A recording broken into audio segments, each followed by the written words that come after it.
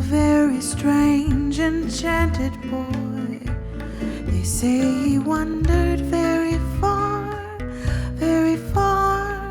over land and sea, a little shy and sad of eye, but very wise was he. And then one day, one magic day, he passed my way, and as we spoke of many things, fools and kings, this he said to me: the greatest thing you'll ever learn is just to love and be loved in return.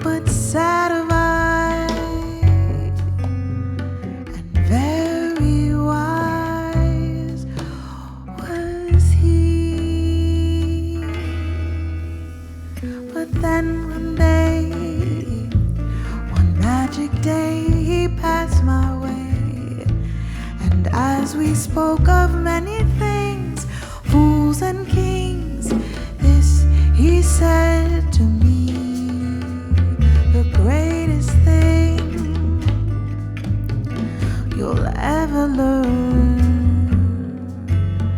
is just to love and be loved in return.